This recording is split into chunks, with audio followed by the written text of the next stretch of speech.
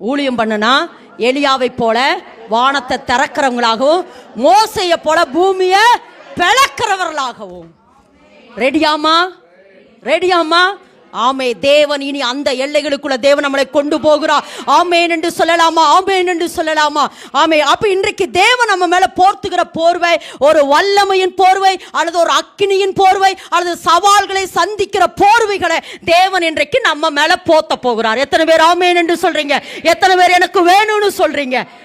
ரெண்டாவது, ஏன் இந்த போர்வை எனக்கு வேணும்? ஏன் எதுக்கு இந்த போர்வை உங்களுக்கு வேணும் சொல்லுங்க.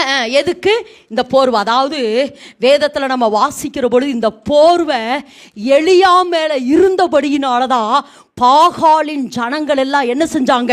சிதறி அடிக்கப்பட்டாங்கன்னு சொல்ல, அல்லது பாகாலின் தீர்க்கதரிசிகள் எல்லாம் வெட்டப்பட்டார்கள் அப்படின்னு சொல்றதை விட